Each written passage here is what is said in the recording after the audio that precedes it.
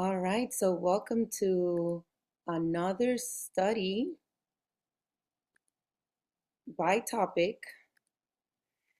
Today's study was inspired by a conversation I had with my mom and my brother this weekend, where actually with Carlos too, where I was about to say, yes, where he was asking, is salvation guaranteed when you do the what we know of the prayer of salvation. So I thought it was timely, and you know what? I said, why not? When we started discussing scriptures and truly trying to prove according to what the word says, um, let's bring it all with all witnesses, meaning precept upon precept, and see and dive into the word and see what truly does scripture teach us. Is this prayer of salvation that we've been taught through generations what's truly going to save us? And thus I labeled this study the prayer of salvation, as you can see on my screen. Is it even saving us? So having said that, I am going to use the very popular Romans 10 verse 9, because this is where I believe the idea, the concept of repeating this prayer out loud will save you.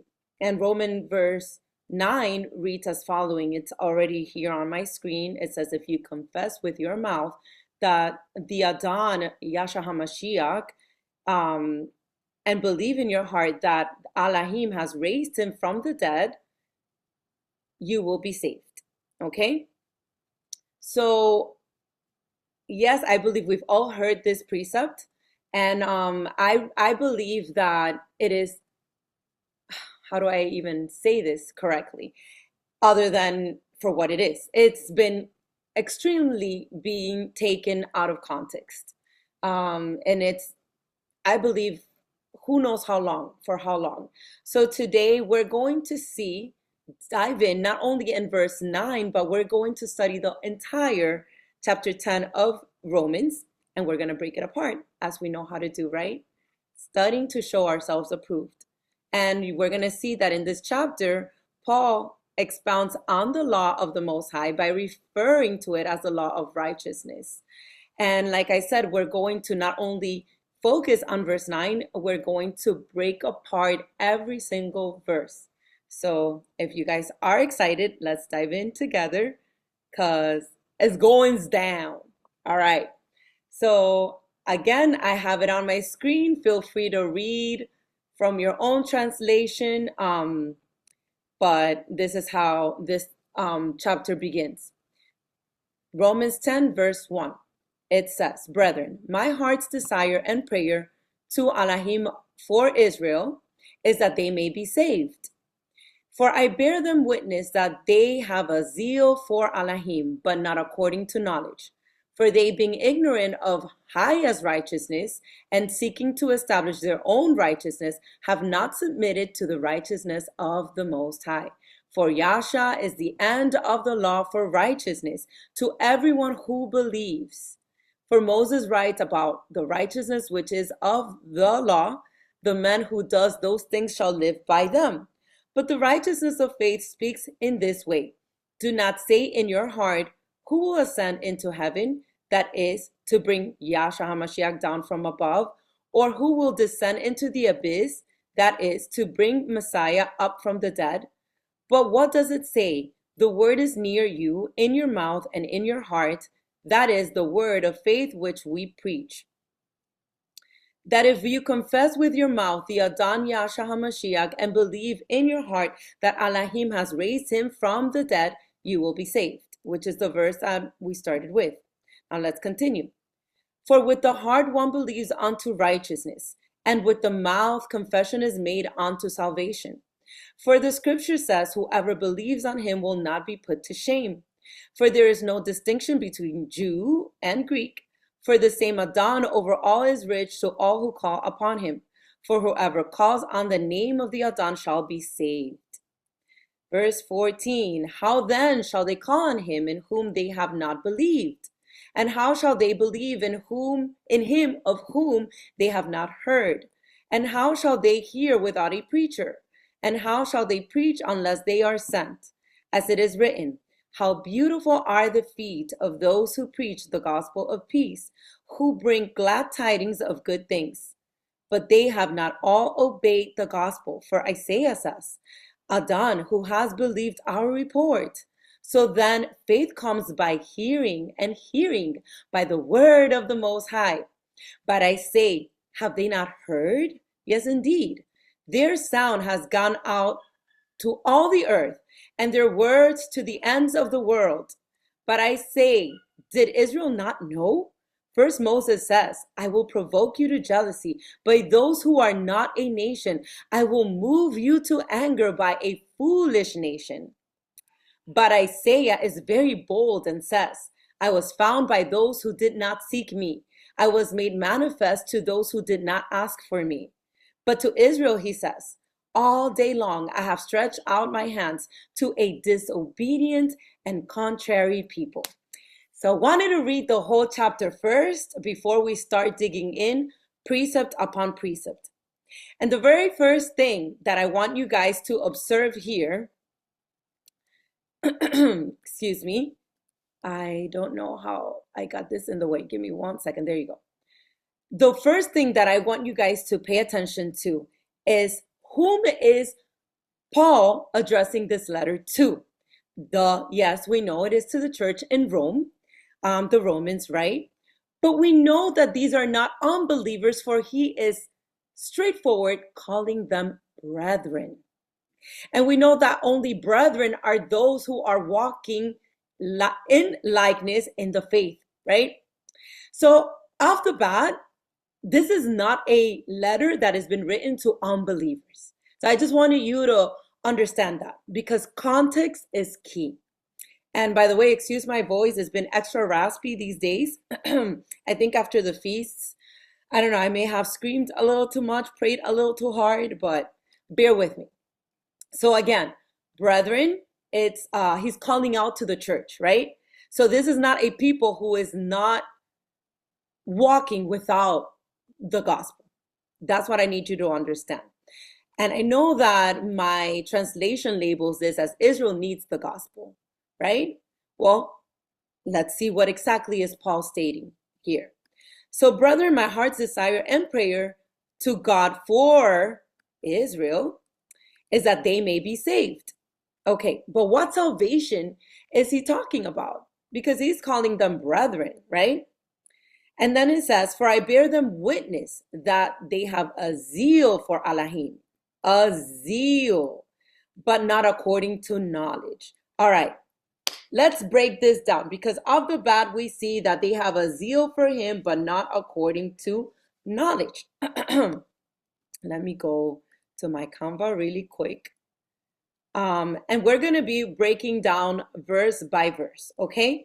The first thing, like I said, that I need you guys to consider is that he addresses the letter to the brethren. That's on verse 1, meaning they are already believers. On verse 2, he clearly states that Israel has a zeal for the Most High, but that their zeal is not in accordance with knowledge. So knowledge, according to Scripture, what is it? We see that in Proverbs 1:7, he states the following: the fear of the Adon is the beginning of knowledge, but fools despise wisdom and instruction. And according to Deuteronomy 6 and 1 through 2, it says the following: now this is the commandment, and these are the statutes and judgments which the Adon your Elohim has commanded to teach you, that you may observe them in the land which you are crossing over to possess, that you may fear the Adon your Elohim, to keep all his statutes and his commandments, which I command you, you and your son and your grandson, all the days of your life, and that your days may be prolonged. So he tells us that the beginning of knowledge, the fear of the Most High is the beginning of knowledge, right? And then he tells us on Deuteronomy, what we just read, 6, excuse me, verses 1 through 2, that you may fear the Adam. So basically, that all the commandments and the statutes and the judgments that he commanded Israel on that day, right, is for that they may fear the Adon your Elohim, to keep all his statutes and his commandments. So right there, we see a correlation with what is knowledge. Knowledge is to fear him, and to fear him is to what? To keep all his statutes and his commandments. So I need you guys to understand that the word interprets itself with scriptures. I know I say this a lot, but it's nothing that I can say for you to understand. It's basically his word interprets itself with scriptures, right? It takes 2 to 3 witnesses, as his word says, to establish a matter.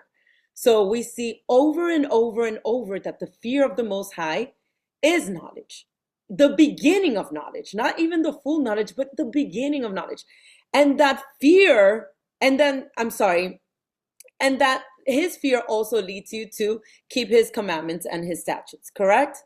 So understanding the biblical definition of knowledge, that it is to fear the Most High, and to fear him is to obey his commandments as stated in Deuteronomy. I know I'm being repetitive, but I am doing that intentionally. Intentionally, so that you can learn something, because repetition, again, is key. So let's go back. We're going to go back to verse now 3. So verse 3 of Romans stated the following. Excuse me. Oh my gosh, I'm so sorry. For they, being ignorant of the Most High's righteousness and seeking to establish their own righteousness, have not submitted to the righteousness of Elohim. So we notice that this word righteousness, and I'm going to show you guys something right now. I have to keep moving things out of the way. I don't know why this does that. I want you to, keyword right here is righteousness, right?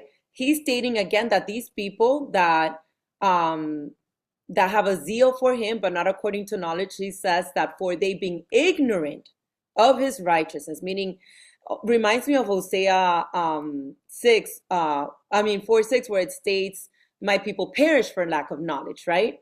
So they had ignorance of his righteousness, and we know what his righteousness means, and we're going to go there in a little bit. But before we go there, I do want to read this precept in Mark chapter 7, verse 8 through 9, and then verse 13. It says, for laying aside the commandment of Elohim, you hold the tradition of men, the washing of pitchers and cups, and many other such things you do. Excuse me. He said to them, all too well you reject the commandment of Elohim, that you may keep your tradition. Mark 7 verse 13 also says, making the word of the Most High of no effect through your tradition, which you have handed down, and many such things you do. So I just, quoted a few from that chapter, but the main essence is that this is equating right here to what was said of Moses. So in essence, this is exactly what Messiah said regarding the Pharisees. What on verse 3, they had ignorance of his righteousness. In other words, they were keeping commandments of men, what we just read in Mark chapter 7. And we're later going to see that in verse 10, it says, for Moses, I'm going to read it right now. Actually, no, verse 10 of Mark. Oh, I didn't put it here. Just kidding. But it does said if you look up Mark chapter 7 on verse 10, it does say, for Moses said. In other words, it's equating Moses to the commandment of the Most High, right? So in other words, the law of Moses is the same as the law of the Most High. I just wanted to clarify that off the bat. So in other words, the word that was written by Moses is the word that was written by the Most High. It's one and the same. So when they say the law of Moses and the law of the Most High is one and the same. That is the only clarification I wanted to do there. So again, going back to this word righteousness, it says here on verse 3, ignorant of the Most High's righteousness and seeking to establish their own righteousness, have not submitted to the righteousness of the Most High. So they were seeking to establish their own righteousness, right? Meaning traditions of men, but did not submit to the righteousness of the Most High. So let's look into that word righteousness.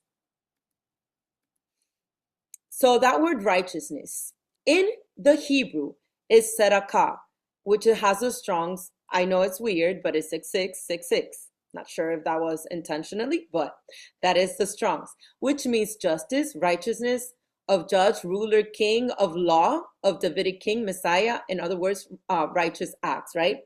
In the Greek, and this is pulled right here from the book of Romans, chapter 10, it's the Strong's G1343. And yes, when you look it up, it's going to say it's justice, it's righteousness, it's righteous acts. But I always say that it's always very important to go to that root word. And that root word for dikaiosine, it's basically G1342, which is, instead of righteousness, is righteous, right? And that root word, it tells you that is, the meaning is righteous, observing divine laws in a wide sense, upright, righteous, virtuous, keeping the Most High's commandments. So in essence, righteousness, what is then Paul stating over here? The righteousness of the Most High is keeping his commandments, as opposed to the traditions of men or the commandments of men as stated by Messiah in Mark 7. So we're going to go now to Deuteronomy, excuse me, 6 verse 25. Then it will be righteousness for us if we are careful to observe all these commandments before the Adon, our Elohim, as he has commanded us. So you see what I mean with the word interprets itself? In case you had any doubt of what is it that Paul is talking about here, which, by the way, you're going to see later on how often he quotes from the Torah and the prophets. You're going to see very well that he indeed intentionally was speaking about this type of righteousness, which is the only scriptural righteousness. The meaning of it is defined by Deuteronomy 6 verse 25. If we are careful to observe all these commandments before the Adon, our Elohim, as he had commanded us, this will be righteousness for us. So that is the definition of righteousness. You didn't even have to go to the Strong's Concordance to get that definition, but I wanted to add it. I wanted to add it in there in case you had any doubts. And so we see that obedience to the law is the righteousness that the Most High desires us to live out. So we see that is not something only of the Old Testament, but quickly we can see how it's in also the New Testament, as stated here by Paul. So the righteousness that is by faith, we're going to read that right now in the following verse. For Moses writes about the righteousness which is of the law, the man who does those things shall live by them. And so I want you to, let's pay attention to this. He is quoting here directly from Torah. Leviticus 18 verse 5. What does it say? Leviticus 18 verse 5. Where did I put this? Oh, down here. You shall therefore keep my statutes and my judgments, which if a man does, he shall live by them. I am the Most High. So what is Paul saying here? For Moses writes about the righteousness which is of the law, but the righteousness of faith speaks in this way. Do not say in your heart, who was sent into heaven?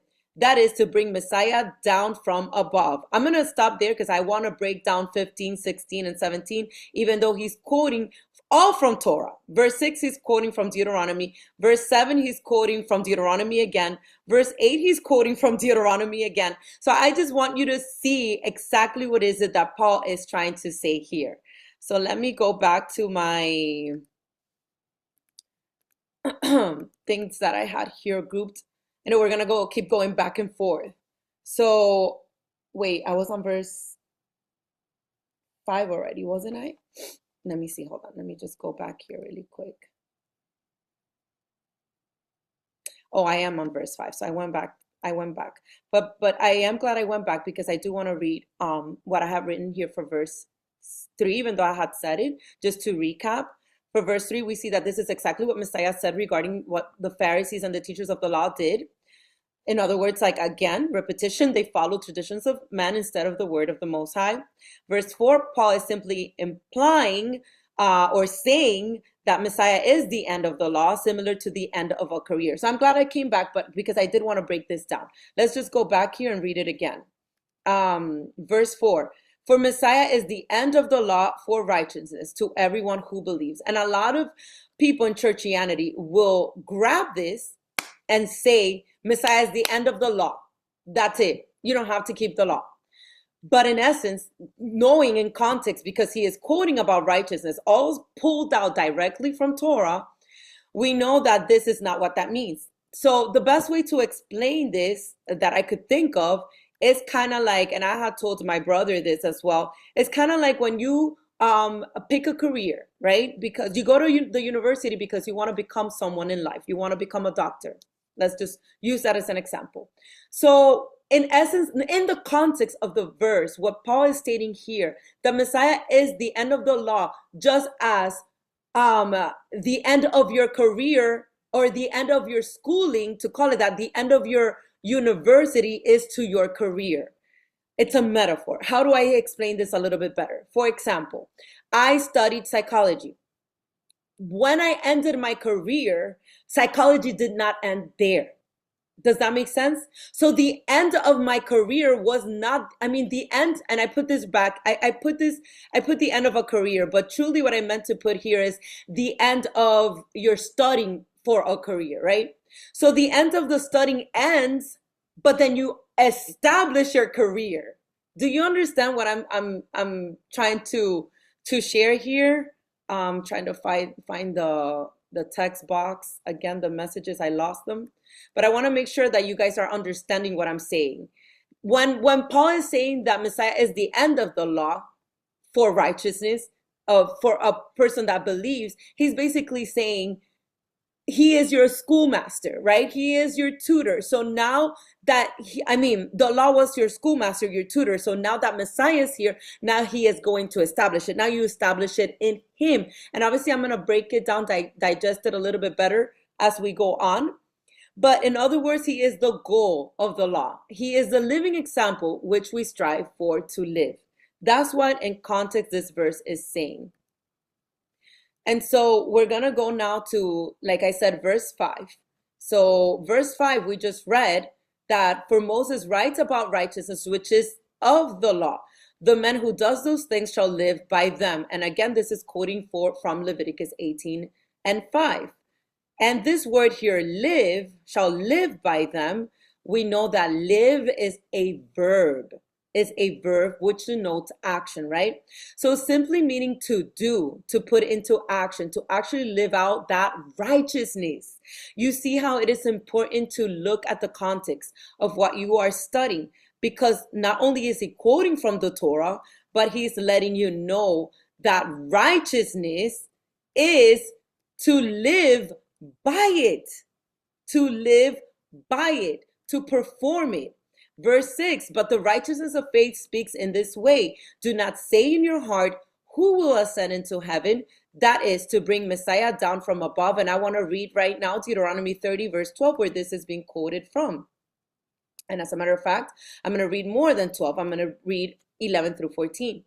For this commandment which I command you today is not too mysterious for you, nor is it far off. Another translation renders is not too hard for you, right? Nor it is too far off. You know how many people tell me, oh, that is impossible to do. It's too extremely hard to keep his commandments. Well, he was telling them in the old covenant, this is not too hard for you. Neither is too far off for you. Verse 12, it is not in heaven that you should say, who will ascend into heaven for us to bring it to us, that we may hear it and do it. Verse 13, nor is it beyond the sea that you should say, who will go over the sea for us and bring it to us, that we may hear it and do it? But the word is very near you, in your mouth and in your heart, that you may do it. And I want you guys to remember this verse, because this ties in perfectly with verse 9, where it says, when you confess with your mouth Confess with your mouth. Keep that in mind. Again, but the word is very near you, in your mouth and in your heart, that you may what? That you may do it. That you may do it. May do what? For this is the commandment which I command you today. Do what? To keep his commandments, right?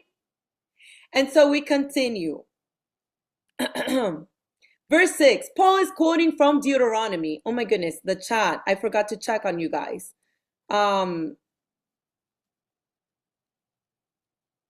Yes, reminds me of the I do's by the Israelites on Mount Sinai. Absolutely. Love that you brought out the specific precepts Paul is quoting. Absolutely, because you know how a lot of people will use Paul to defend their lawlessness, to defend the case that they are saved by grace forever and ever and ever. Amen. And they do not know what Paul was writing or referring to. How can you use Paul when you don't even know what Paul wrote of or understood or was even speaking about? And Jessica wrote, we can eat bacon now. Yes, that's one of the popular ones. But Paul said, right? But Paul said this and Paul said that. When Peter clearly stated that Paul's letters were confusing to those that were unlearned and untaught in the scriptures. What scriptures? Guys, the New Testament was not written yet. The New Testament was not even a thought in those times. So what he was talking about, those who are unlearned in his perfect instructions, his Torah. So in other words, what is verse 6 referring to? Paul is quoting from Deuteronomy regarding the law of righteousness that is by faith. He declares it right here, and we just read it. So now we're going to go straight back to verses 7 and 8, which he is again quoting from Deuteronomy. But the righteousness of faith speaks in this way. Do not say in your heart who will ascend. Oh, I'm sorry, verse 7, my bad. Or who will descend into the abyss. That is to bring Christ up from the dead. Again, Deuteronomy 30, verse 13. We just read it. We see it right here from the abyss. Nor is it beyond the sea that you should say, who will go over the sea for us and bring it to us that we may hear it and do it. Okay, that's where he's quoting from. Let's continue. Now, verse 8. But what does it say? The word is near you, in your mouth and in your heart. That is the word of faith which we preach. Do you now see the connection? That if you confess with your mouth, woo! Do you see it now? Do you see it? Are you guys seeing it? Is it just me? He's quoting from Deuteronomy.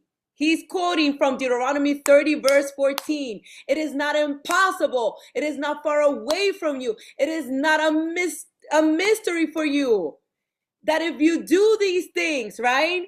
And then he's telling you, that is the word of faith, meaning the commandments, meaning his perfect Torah, his instructions, which we preach. In other words, Paul is telling you, that's what I'm preaching.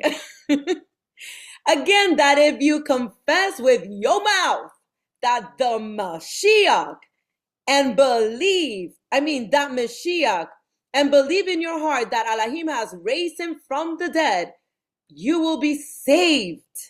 You will be saved. Let's go back. You will be saved. The word of faith that Paul was proclaiming was the law that we just read in Deuteronomy chapter 30. This should make complete sense because Messiah is the word made flesh. Come on, people. Can I hear an amen? Jessica's like, sheesh, I can't even speak. I have all the voice cracks today. But man, yes, Jessica, I literally went back to Romans. I know I had done a study of Romans a long time ago, but speaking to my mom, speaking to my brothers, speaking to my husband, I was like, no, I got to go back to this because I know for a fact this verse is taken out of context. So let's dive in and let's see exactly what it is that Paul was stating when he said, if you confess with your mouth, if you confess what with your mouth? The word of the Most High. And who is the word of the Most High if not his law? And I want to bring some connecting precepts to this. I want to bring some connecting precepts because in case you still have doubts, Bear with me. I have some notes here, so bear with me. Um, we are on verse 8 and 9, right? Correct. Okay, so so this text here is clearly speaking of the same law and should be referenced as such and not a manner of separating the two different laws. So the law of Moses and the law of righteousness is one and the same. That is basically what I was trying to reiterate. And we see it again on verse 5. This is what he was speaking about. For Moses writes about the righteousness which is of the law. Is exactly the same thing. It's not two separate different laws. And interestingly here, I want to point out something, because studying to show yourselves approved leads to higher understanding. And I love the fact that the Blue Letter Bible gives us the Strong Concordance, because it brings more clarity. So for example, where it states here, for Moses writes about the righteousness which is of the law, the man who does those things shall live by them. And then it says, but the righteousness of faith speaks in this way, right? This but right here, I don't believe it's just a but. I believe, sorry, it sounds like that, but let's see in the Strong's Concordance. I'm going to click on the word but, the Strong's G1161, and we're going to see that this is a conjunction. And we're going to see that it is, yes, it is used as but in the manner, but it's also and.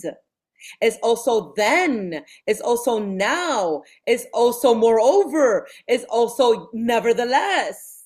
Do you see? Moreover, and, etc. So I believe, understanding that, when you connect that understanding, how this should really read, the man who does those things shall live by them, and the righteousness of faith speaks in this way, or moreover, the righteousness of faith speaks in this way. Do not say in your heart, who will ascend into heaven, that is to bring Messiah down from above, which is clearly quoting again from Deuteronomy chapter 30. And I just want to add that little observation there, because I thought that was very interesting, how this can change a lot of understanding on its own. So going to verse 9 now.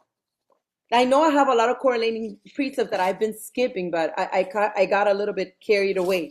I do want to, let me see. Let me actually go and point to some stuff here before I get more carried away. So Philippians, in regards to verses 6 through 8, these are some correlating precepts that I have. Philippians 3 verse 9, and be found in him, not having my own righteousness, which is from the law, but that which is through faith in Messiah, the righteousness which is from the Most High by faith. So a lot of people will use this out of context. And again, I want to show you, I did have already something here to bring it more clear. So I know it's a little bit blurry, but that's basically the precept I just read, Philippians 3:9. And it's the part where it says, having a righteousness of my own that comes from the law, but that which comes through the faith in Messiah, the righteousness from the Most High that depends on faith, right? So when we try to separate these verses from referring to the same law, the law of the Most High through Moses, as the context clearly shows, we bring confusion and are forced to create a new law that simply does not exist. And that's, I believe, what the translating and the basically watering down a gospel that was written originally in Hebrew and being translated for thousands and thousands of years. It's like playing the telephone game. And by the time that it gets to our ears or our eyes, because we're reading it, right, it's already watered down. So when you don't look and when you don't search out the matter, it might look like two separate laws.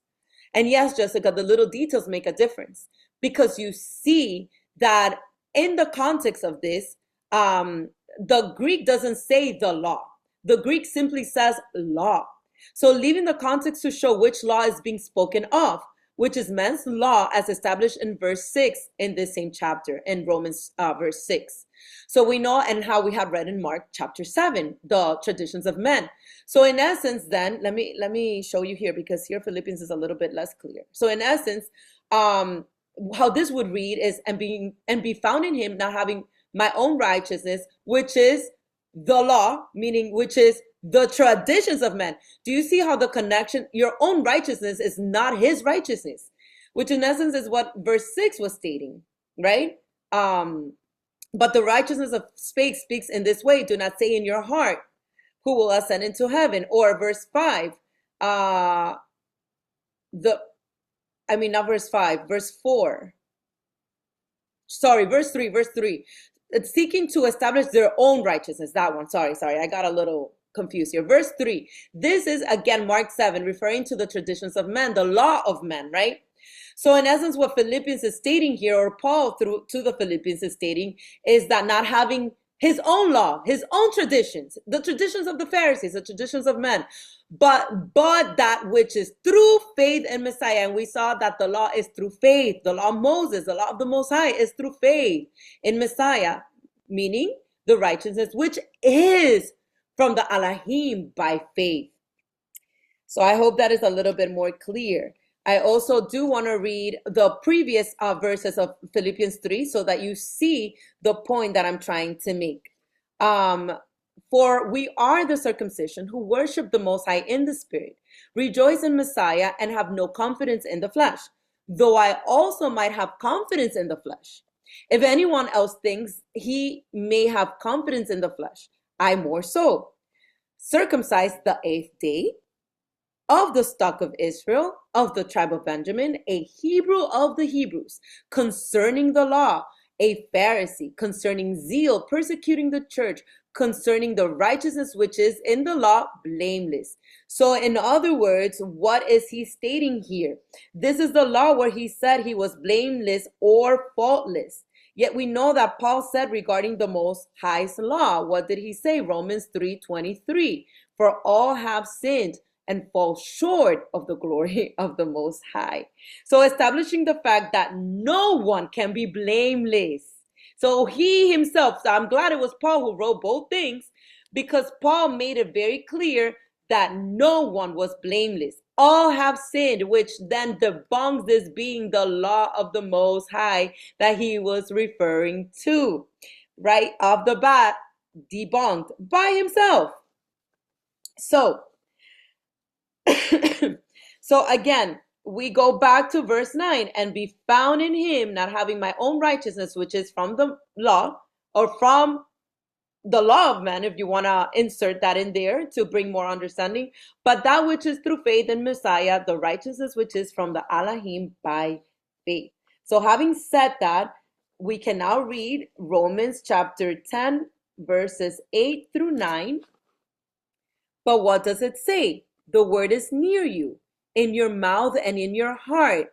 That is the word of faith which we preach. And again, that if you confess with your mouth that Yahshua HaMashiach and believe in your heart that Elohim has raised him from the dead, you will be saved. So remember that Paul was quoting from Deuteronomy 30 here. And this is what was said regarding the law. The righteousness that is by faith declared here by Paul. Again, Deuteronomy 30. Let's just go back just so you see it in case you forgot. I lost it. Oh, here. It was right here, actually. For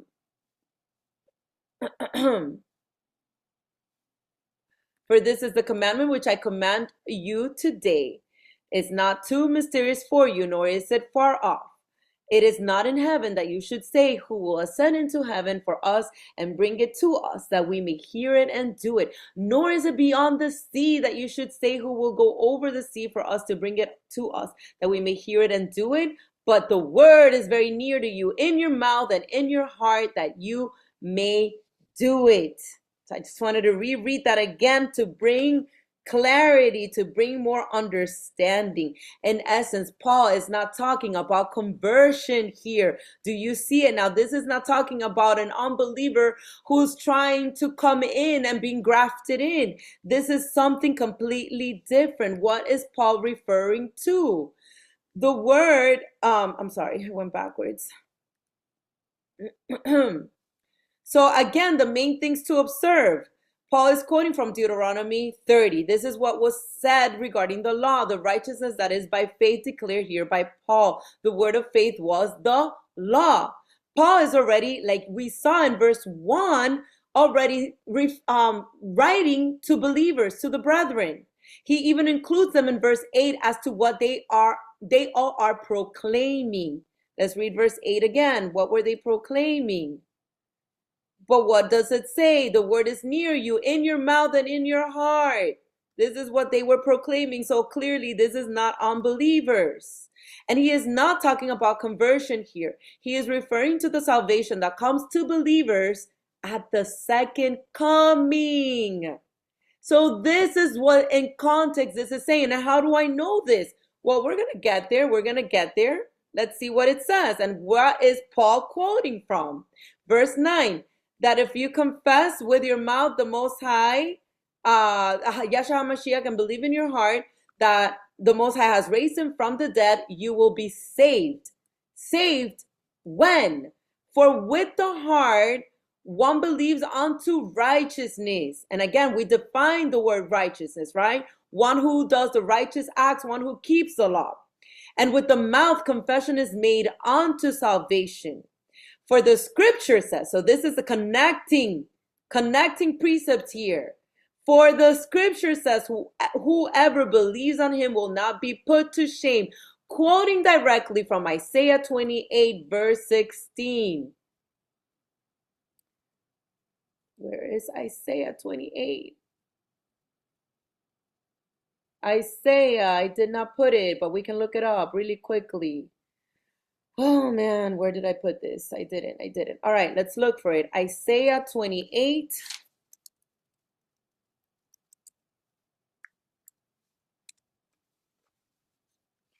And again, this was being quoted from Isaiah 28, verse 16. Let's read it here, verse 16. And if you want to even look at the context, this has to do with the house of Israel's captivity predicted, which we know the house of Israel is Ephraim. So verse 16, and then Judah warned. So both Ephraim and Judah, both houses, the whole house of Israel, right? Therefore, thus says the Adon, behold, I lay in Zion for a foundation, a stone, a tried stone, a precious cornerstone, a sure foundation. He that believeth shall not make haste. And this is what Paul is making reference of here. For there is no distinction between Jew and Greek, for the same Adon over all is rich to all who call upon him. For whoever calls on the name of the Adon shall be saved. And again, we're going to go back to that precept on Joel. But let's just go here really quick before I lose you guys. Verse 9, again, Paul is revealing the mystery of how Messiah is the living Torah by the way of being the living word, and how the law was and is in Messiah, just as the word, sorry, there's a typo there, just as the word was and is in Messiah. And then verse 10, ever heard, so let's read verse 10 again in case you forgot. Verse 10, for with the heart one believes unto righteousness, and with the mouth confession is made unto salvation. With the heart one believes, and with the mouth confession is made, right? So have you ever heard of the phrase, the proof is in the pudding? So I believe this is exactly what Paul was saying here. When you truly have his word in your heart, it will come out of your mouth and the rest will follow. It all connects, you guys. It all connects. And yes, we will be quoting from Jeremiah. We will be quoting from Ezekiel. We will be quoting from Hebrews. It's the same word consistently throughout scriptures, the same yesterday, today, and forever. The same exact thing. Going forward. The same exact thing. But let's continue, because now it's going to get juicy. Let's just put, I just want to show you a few correlating precepts here really quickly. So for verse 12, we see that he is connecting, he is quoting directly from Joel 2:32. For whoever calls on the name of the Adon shall be saved. People think this is talking about, saved meaning being grafted in, being part of the whole house, right? Part of the branch, as he is the vine and we are the branches. But when you look at Joel chapter 2, verses 31 through 32, it says the following: the sun shall be turned into darkness and the moon into blood before the coming of the great and awesome day of the Adon. This is the day of judgment. And it shall come to pass that whoever calls on the name of the Adon shall be saved. For in Mount Zion and in Jerusalem there shall be deliverance, as the Adon has said, among the remnant from the Adon calls. So again, this salvation is not that salvation that if you say this little prayer, now you are saved.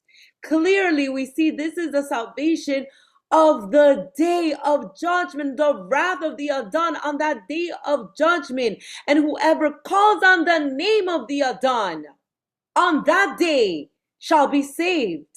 For in Mount Zion again and in Jerusalem, there shall be deliverance. This is, that precept, I didn't include it here, but in First Thessalonians, I believe it is, where it says that we are caught up in a twinkling of an eye, that we're caught up in the heavens with him. This is what this is making reference of. We are saved in that moment for the wrath that is going to befall, that's going to fall upon the face of the earth. For the first time, there was a cleansing of the earth by water. The second time it will be by fire. So we shall be saved in that time. Do you see it now? Do you see what is it that the confession of our mouth that we are to do in that time? But again, that confession already comes with what's already inside the mouth. For out of the abundance of the heart, the mouth speaks. And that's a precept in Proverbs. Amen? So, verse 13, quoting directly from Joel, is about the second coming. So then what is Romans 10 verse 9 truly telling us then? That if we confess with our mouth, your mouth, that the Adon is Yasha, and we believe in our hearts that the Most High has raised him from the dead, that you shall be saved. Like we just saw, this is speaking about the second coming. This is speaking about regarding the righteousness that is by faith, meaning the Torah, his law. Paul is revealing to us a mystery, my guys. I don't know how else to share this with you. He's revealing to us a mystery that Messiah is the living Torah. Messiah is the law by way of being the living word. And how the law was in Messiah, now it's supposed to be in us, in our hearts. So the same way the Torah is Messiah, the same way the word is supposed to be inscribed in our hearts, the same way his perfect law is now in our hearts. So the Torah, we know that is declared life.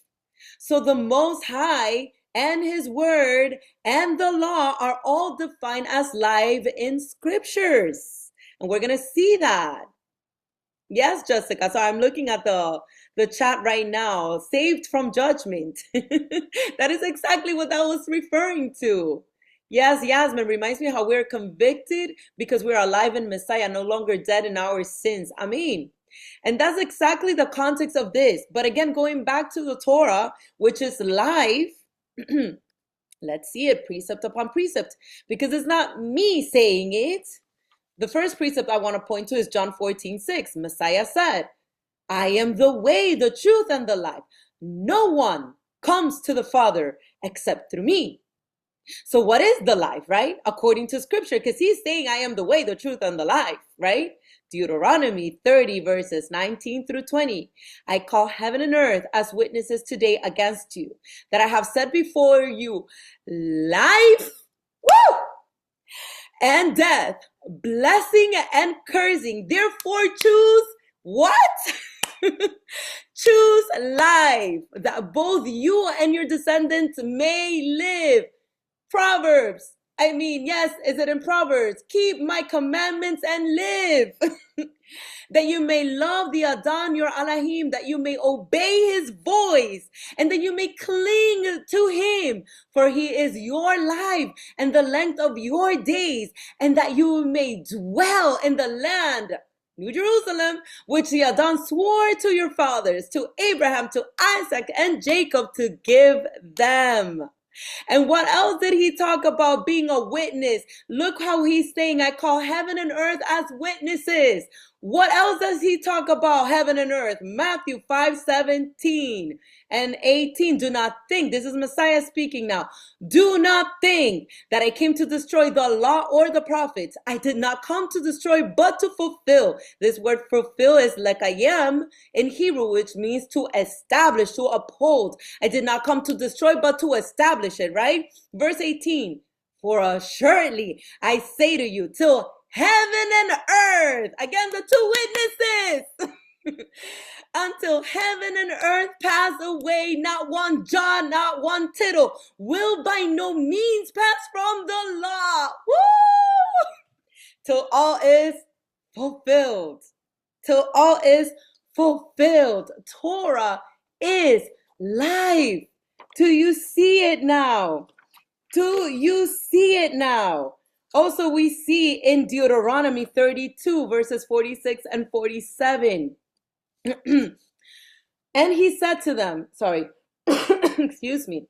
He said to them, set your hearts on all the words which I testify among you today, which you shall command your children to be careful to observe.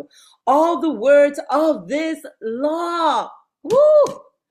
For it is not a futile thing for you, because it is what? It is your life. And by this word you shall prolong your days in the land which you cross over the Jordan to possess.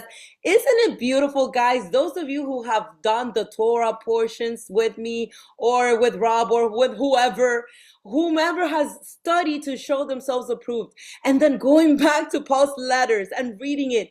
Isn't it beautiful to see how clear it is if you study? It's amazing to me. It's like, it all connects.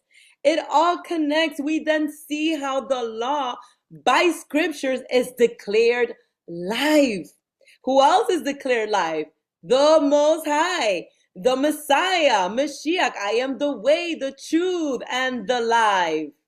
Yes, the importance of speaking of the Torah. Proverbs 8:21, the tongue has the power of life and death, and those who love it will eat its fruit. Thank you for sharing that, Yazi. So when you accept the Messiah, so going back to Hebrews 10, verse 9, right? When you confess with your mouth, when you are accepting Messiah, you are basically accepting his law. That which is life gives life. I'm going to say that again. That which is life gives life, which why it makes sense so much. Romans 10:9, if you confess with your mouth that Yahshua Mashiach is the Adon, and you believe in your heart that Elohim has raised him from the dead, you will be saved, because you are confessing him, you are confessing his law. And it is in your heart. You believe it in your heart. For with the heart one believes unto righteousness. And what again is righteousness? Again, what is righteousness? Let's look it up together. I showed you. But in case you still have doubt, let's look it up. Yes, they're going to tell you. In a broad sense, it's a state of him who is as he ought to be, righteousness, the conditional acceptable to the Most High. The doctrine concerning the way in which man may attain a state approved by the Most High.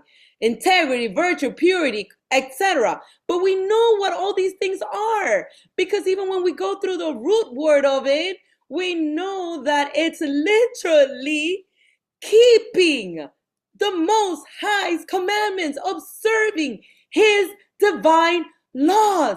Study, my people, my guys, study to show yourselves approved. For with the heart one believes unto righteousness, and with the mouth, again, out of the abundance of the mouth, out of the abundance of the heart, the mouth speaks. Do you guys see it? When you accept Messiah, you are accepting his law. That which is life gives life.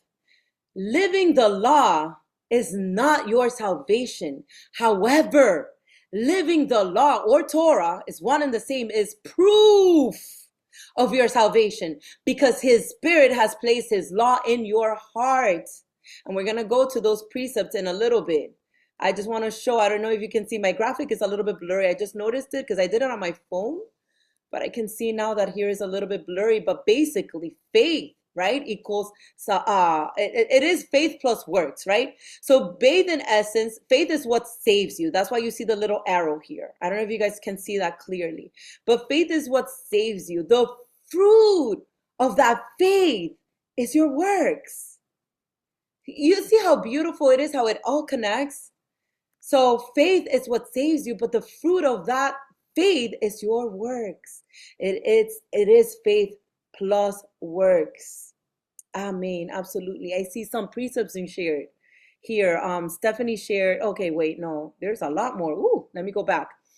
Joshua 1:8 by Yasmin. This book of the law shall not depart out of thy mouth, but thou shalt meditate therein day and night, that thou mayest observe to do according to all that is written therein. For then thou shalt make thy way prosperous, and then shalt have good success. And this success and prosperity, we know, it has nothing to do with earthly riches, right? It's about eternity.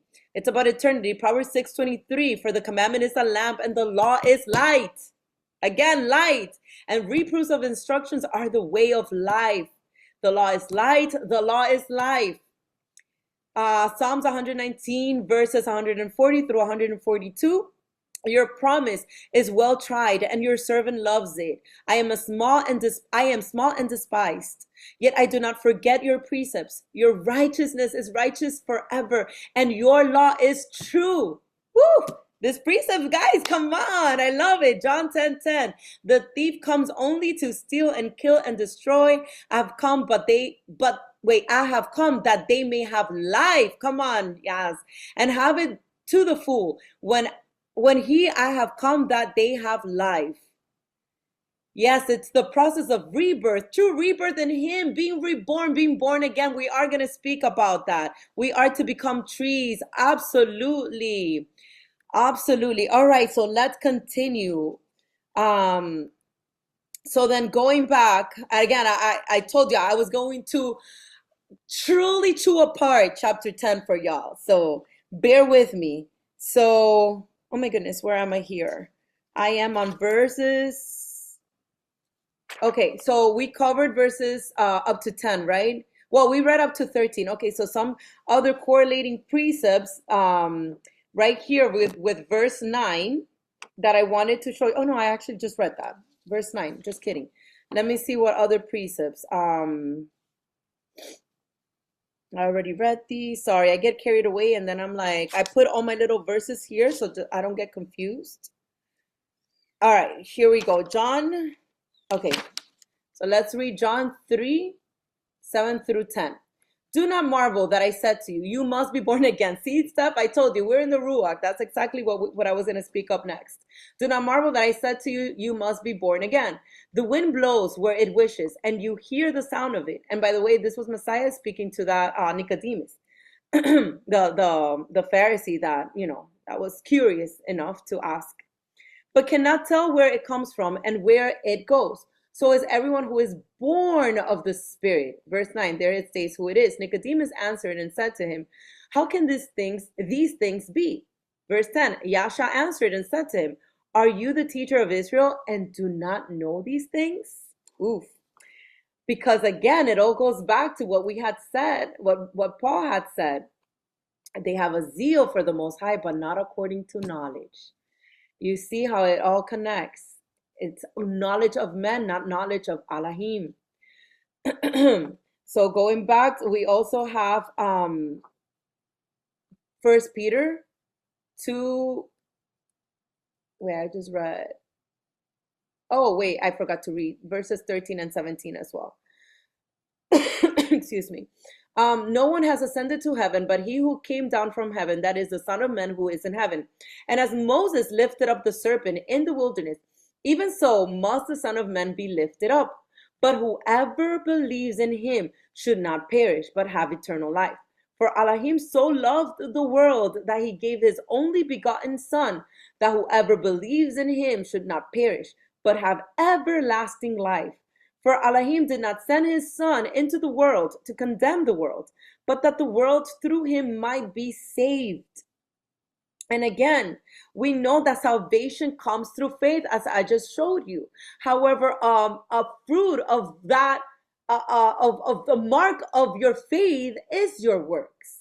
1 Peter 1:23, having been born again, not of corruptible seed, but incorruptible, through the word of the Most High, which lives and abides forever.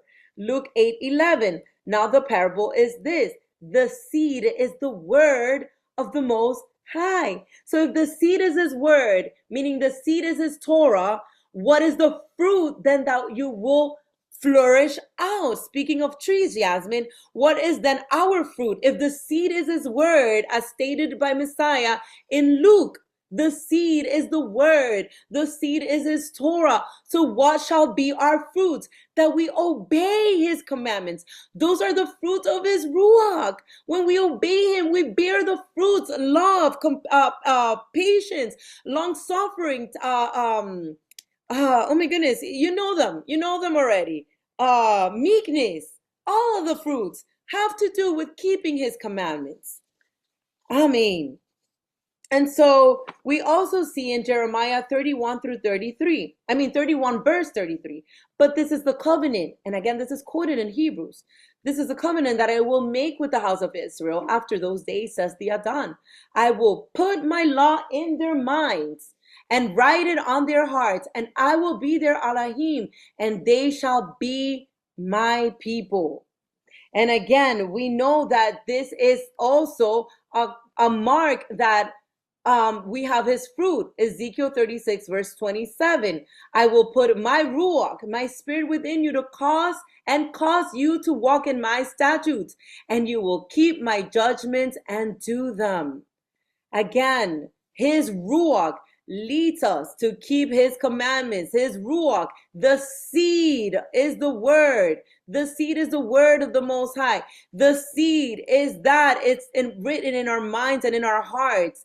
That is what we shall do. What is what we shall do when that is in our hearts? We walk in his commandments. And again, Deuteronomy 30. Well, no, let me read verse 10 first before I read Deuteronomy 30, verse 14. So Romans verse 14 says, how then shall they call on him in whom they have not believed? And how shall they believe in him of whom they have not heard? And how shall they hear without a preacher? So right here, we notice that it is to be in our mouth. And I'm going to show you a precept, Luke. Well, no, let's read Deuteronomy first and then Luke. Deuteronomy 30, verse 14. But the word is very near you, in your mouth and in your heart, that you may do it. And again, it all goes down to obeying what's already in our hearts, right? Messiah himself said in Luke 6, verse 45, a good man out of the good treasure of his heart brings forth good, and an evil man out of the evil treasure of his heart brings forth evil. For out of the abundance of the heart his mouth speaks. Remember, I was saying it was Proverbs, where there is in Luke 6:45. Correction. So again, the proof of our salvation is in our it's through our faith. So we must remember that it is to be in our heart and in our mouth. So again, Ezekiel 33:31, I'm going to show you, is an example of this. So they came to you. Give me a second, guys. Hold on.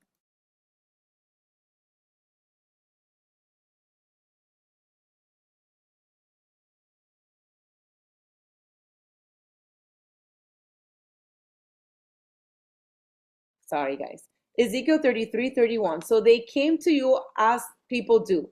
They sit before you as my people, and they hear your words, but they do not do them. For with their mouth they show much love, but their hearts pursue their own gain. Who does that sound like to you? much like the Pharisees, right? So true obedience starts in the heart and works its way out. In other words, so this is why Deuteronomy 30 verse 14 says that it is to be in our mouth and in our hearts. And then we see how Paul continues here on verses 11 and 12. For the scripture says, whoever believes on him will not be put to shame, for there is no distinction between Jew and Greek, for the same Adon over all is rich to all who call upon him. And again, we know that there is no distinction, and that this is not anything new. We know that in Numbers 15, verse 15, one ordinance shall be for you of the assembly and for the stranger who dwells with you, an ordinance forever throughout your generations as you are. So shall the stranger be before the Adon. And we know that stranger is also the same as Gentile. So in other words, the same Torah, the same law is for the blood-born Israelite and for the stranger, and throughout forever, an ordinance forever throughout your generations. So as you are, so shall the stranger be before the Adon. So you see that this is nothing new. So going back to Romans on verse 13, for whoever calls on the name of the Adon shall be saved. So you see how it all connects now. Whoever, meaning blood-born Israelite or stranger being grafted in, that's what this salvation is for. And again, going back to verses 14 through 15. I'll read 15 now. And how shall they preach unless they are sent? As it is written, how beautiful are the feet of those who preach the gospel of peace, who bring glad tidings of good things. And we know that this has been quoted from Isaiah 52:7 and Nahum 1 and 15. I'm not sure I included those. I did. I included Isaiah, but not Nahum. So let's read Isaiah. Excuse me. How beautiful upon the mountains are the feet of him who brings good news, who proclaims peace, who brings glad tidings of good things, who proclaims salvation, who says to Zion, your Elohim reigns. Your watchmen shall lift up their voices. With their voices they shall sing together. For they shall see eye to eye when the Adon brings them back to Zion. And again, this is an end time prophecy. So you see, this is a salvation of the latter days. And again, Messiah was very clear. Those that endure till the end shall be saved. So it's not a little confession that you make, a little prayer that you repeat. It's those who endure till the end. And my husband was asking me, do you believe that you can lose your salvation? And I'm like, well, Paul himself said, watch therefore your salvation with fear and trembling. Hebrews 6:6 is very clear that those that purposely or intentionally, knowing, having tasted the good news, having tasted the truth of the word, go back and transgress his commandments, basically, right? Go back to iniquity. There's no salvation. There's no repentance. There's no redemption back to those. So yes, you can lose your salvation. It's nothing to do with a little prayer of salvation, to call it that you make. And again, verse 15, let me just go back to my presentation here, because I do want to break down these verses for you. And let's recap verses 11 through 12. Again, this is nothing new, like I said, as Numbers 15:15 states that you and the stranger should have the same law. Verse 13, this is a direct reference from Joel 2 regarding the second coming. And verses 14 through 15, what is the good news that he's speaking of here? This is a direct quote from Isaiah 52, which we just read, which shows that the topic of the Most High's return to Zion, which is again end time topics. So now, understanding that, let's move on to verse 16. Any questions up to this point, by the way? Verse 16, but they have not all obeyed the gospel. For Isaiah says, the Adon who has believed, sorry, let me read that again. But they have not all obeyed the gospel. For Isaiah says, Adon, who has believed our report? And again, he's quoting this from, I didn't put it, but he's quoting this from Isaiah, I believe. And yes, I didn't put it. And for some reason, it's not showing here. I hate it when it does this. Like it's, oh, there it is. Isaiah 53:1. I didn't include it, but you guys can see where he's quoting from. And so Romans 16, um, we find in Hebrews 3, chapters 3 to 4, we're not going to read it, right? But if you did the study with the book of Hebrews recently with me, you know that this is basically telling us that it was the lack of faith that kept the first generation under Moses out of the promised land. It wasn't so much their disobedience. Yes, of course, they disobeyed because they didn't believe. So again, and I stated it when we did the study in Hebrews, I don't know if you guys remembered, those that believe obey. If you don't obey, it's because you don't believe. That's why Abraham was considered righteous, because he believed, therefore he acted. You see the difference? So those that lacked faith ultimately disobeyed, and that's what kept them out of the promised land, in other words. And then we see in verses now 17 and 18. So then faith comes by hearing, and hearing by the word of the Most High. But I say, have they not heard? Yes, indeed. Their sound has gone out to all the earth, and their words to the ends of the world. Quoting here from Psalms 19, verse 4. Psalms 19, verse 4. Their line has gone out through all the earth, and their words to the end of the world. In them he has set a tabernacle for the sun. So I just wanted to read where he was quoting from. So these two precepts, in essence, again, is regarding the witnesses, which are heaven and earth. And I just put here, I made the mistake, so let me fix it, because I just put verse 4. But if you go back, and I'm going to add it there, I'm going to put verses 1 through 4. So you're going to see what it is that he is talking about. Let me go back. So it says, the heavens declare the glory of the Most High, and the firmament shows his handiwork. Day unto day utters speech, and night unto night reveals knowledge. There is no speech nor language where their voice is not heard. Now, verse 4, their line has gone, meaning their line, meaning heaven, the firmament, right? Day and night, their line has gone out through all the earth, and their words to the end of the world. That's the gospel in the heavens, the firmament, his handiwork, right? They declare his glory. And their words to the end of the world. In them he has set a tabernacle for the sun. So why is Paul quoting here? Let's read it back, 17 and 18. So then faith comes by hearing, and hearing by the word of the Most High. But I say, have they not heard? And he says, yes, indeed. And that's when he quotes from Psalms. Their sound has gone out to all the earth, and their words to the ends of the world, meaning the gospel in the heaven has been written from the beginning of times for us to hear it. Even if you've never opened the Bible, there is a gospel that is written in eternity for you in the heavens. The sky, the firmament proclaims his handiwork. So what in essence is he saying? Verses 17 through 18, the witnesses, heaven and earth, declaring that his law is until the new heaven and the new earth. That is in essence what Paul is stating here. We saw that in Matthew when he said, until heaven and earth pass away, will no jot, no tittle pass by no means from the law, right?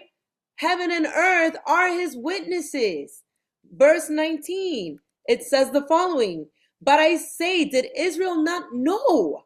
First Moses says, I will provoke you to jealousy by those who are not a nation. I will move you to anger by a foolish nation. And he is quoting this, clicking here, trying to get, let me see if I have it in my notes. Give me 1 second. Verse 19. Oh, I don't have it here, and I don't know why it's not allowing me to quote. Oh, sorry. To show this for you. What did I do here? What did I do? My bad. Nope. Oh, there it is. No, this is not it. I'm in the wrong precept. Sorry. Is this one 19? Okay. Can somebody look that up for me and tell me what is it that oh, there it is, Deuteronomy 32:21. Sorry. Deuteronomy 32:21. I will provoke you to jealousy by those who are not a nation. I will move you to anger by a foolish nation. So what is he saying here? I'm pretty sure I have this in my precepts, by the way. Deuteronomy 32. I did this in such a rush that I did put 32, but I didn't put the verses before it, which is what he's quoting from there. So my apologies. But basically what he was stating here, we know that Israel wouldn't be envious of themselves, right? Or even angry. These people are following, the only reason that they would be jealous or angry would be of a people that was following the Most High according to the laws that he first gave to them, meaning to Israel. So in essence, verse 19 is quoting because he knew it's a prophecy that we're living now, that those who were not blood-born Israelites would come and wake up in the latter days and start realizing, just as in the days of Ezra, oh my gosh, we've been doing it all wrong, and realize that there is a commandment, there is a perfect Torah that is supposed to be kept forever under the order of Melchizedek. And so the native born Israel would then be envious or even angry because we are that nation that is now following the ways of the Adon. That is what verse 19 is basically stating. And so then we have verse 20. But Isaiah, well, actually, before we go to verse 20, let me just go to some correlating precepts here that I had from before that I did not cover. I wanted to go back to Hebrews, speaking of Hebrews and even Romans. And this was in regards to verses 16 and on. Where's Romans here? Oh, Romans here. First Hebrews. Hebrews 3:14 through 19. For we have become partakers of Messiah if we hold the beginning of our confidence. Actually, that's not the one. You know what? Let me read it anyway. For we have become partakers of Messiah if we hold the beginning of our confidence steadfast to the end. Speaking again of salvation is till those who endure till the end, right? While it is said, today, if you hear his voice, do not harden your hearts as in the rebellion. For who having heard rebelled? Indeed, was it not all who came out of Egypt led by Moses? Now with whom was he angry 40 years? Was it not with those who sinned, whose corpses fell in the wilderness? And to whom did he swear that they would not enter his rest, but to those who did not obey? So we see that they could not enter in because of unbelief, enter into the promised land, again, because of unbelief. And if you want more understanding on that, in case you didn't join us for our Hebrew studies, it's up on my YouTube channel. And I break this down a lot more. But in essence, it's talking, it all connects back to what Paul is stating about believing, about belief. Romans 9 verses 30 to 33. What shall we say then? That Gentiles who did not pursue righteousness have attained to righteousness, even the righteousness of faith. And this is, again, the righteousness of faith is the law, his law. Do you guys see it now? But Israel, pursuing the law of righteousness, has not attained to the law of righteousness. Why? Because they did not seek it by faith, but as it were, by the works of the law. What works of the law? The works of men, or traditions of men. My goodness, isn't it clear now? For they stumbled at the stumbling stone, as it is written, behold, I lay in Zion a stumbling stone, a rock of offense, and whoever believes on him will not be put to shame. And this is the chapter right before chapter 10. This is the context of it all. It all connects so beautifully. The righteousness that the Father established was and is to be pursued by faith. It always has been, as stated now in Hebrews 4:1 through 2. Therefore, since a promise remains of entering his rest, Let us fear lest any of you seem to have come short of it. For indeed the gospel was preached to us well as to them, but the word which they heard did not profit them, not being mixed with faith in those who heard it. Do you guys see it? It all goes back to that. It all goes back to faith. Now, verse 20. But Isaiah is very bold and says, I was found by those who did not seek me. I was made manifest to those who did not ask for me. And this is quoting directly from Isaiah 65, verse 1. And I'll just read this one too. But to Israel, he says, all day long I have stretched out my hands to a disobedient and contrary people. And this is quoting from Isaiah 65 and 2. So verses 20 and 21 are Isaiah 65, 1 and 2, in case you wanted for your notes. So what is it saying then? Verse 20.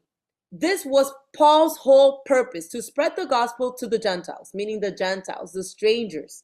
Verse 21, what were they disobedient to? The law. Do you see it now? The very ones that rejected Messiah at his first coming were the very ones who rejected his law and were following their own laws, as we just read it in the chapter before, in Romans chapter 9. We just read it. Romans chapter 9.